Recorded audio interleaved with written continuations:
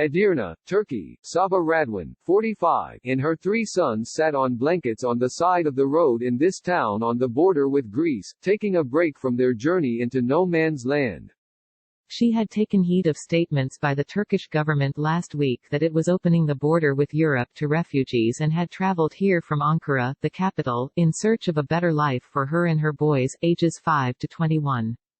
They were now among a group of migrants waiting to cross into Greece, a member of European Union, where Radwan believes her youngest son, Taha, who has Down syndrome, would receive proper care. They say the border is open, and now they say the border is closed, said Radwan, originally from Idlib in Syria, the last rebel stronghold currently under attack from forces loyal to President Bashar al-Assad. Why did they tell us to come here and we find that the borders are closed? The escalating humanitarian crisis here has trapped thousands of Syrians between armed Greek border guards and Turkish officials accused of using the migrants' desperation as a geopolitical bargaining chip. And as migrants set up camp in hopes of finding a way across the border, Greece says it has stopped 35,000 from entering in just a few days. Turkey's decision to open the border came after President Recep Tayyip Erdogan had threatened for months to open the gates of migration to Europe if the EU didn't support Ankara's plan to establish a safe zone in Syria where 1 million Syrian refugees could be returned.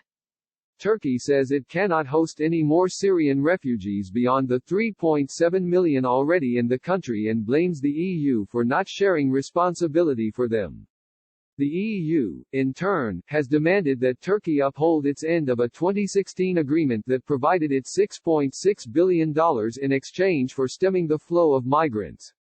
Athens, backed by the EU, now accuses Ankara of deliberately goading the migrants into trying to cross into Greece. Images of migrants being tear-gassed by Greek authorities have led some migrants to wait on the Turkish side of the border, fearing for their safety, they said. Tensions were heightened this week after Turkey claimed that Greek gunfire had killed 1 migrant on the Turkish side of the border, a claim Athens has flatly rejected, according to the Associated Press. In and around Erdene, hundreds of migrants have been sleeping on the ground on the bus station or in fields throughout the city and in the countryside. Abdulhamid al-Muhammad, 51, a doctor from Deir al-Zor, said he and his family were driving toward the border when Turkish police stopped the car and told them to walk the rest of the way. We are with our families and our children. Greece is not allowing us, and now Turkey is also not allowing us, he said. Turkey has been tightening control of how this new move of migrants plays out in the media. Journalists are no longer allowed to visit the actual border crossing with Greece. Turkey fears it could face another migrant wave as Russian-backed Syrian forces continue their offensive, which has already pushed hundreds of thousands toward the Turkish border since early December.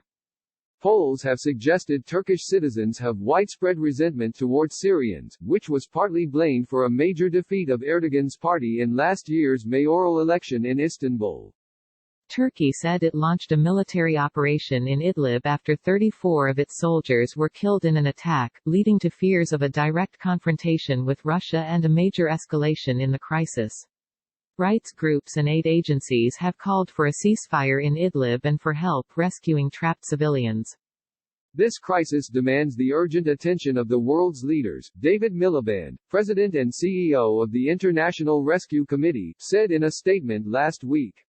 The parties to the conflict must feel pressure to end this assault on civilians before more lives are lost. Today's discussion about cross-border humanitarian aid must also make clear that there is no alternative lifeline for Syrian civilians outside of the cross-border mechanism. Erdogan met with Russian President Vladimir Putin in Moscow on Thursday for talks over a potential ceasefire in Idlib. In the meantime, Turkey has not said how long its change in migrant policy will remain in effect. In the end, police allowed Radwan and her sons and dozens of other migrants to pass the barriers and head to the crossing. I cannot go back home. I don't have a home, Radwan said. I have nothing to go back to. If I go back, I have to start from the beginning, she added. How could I have something to go back to? Forward would be better for me and my son.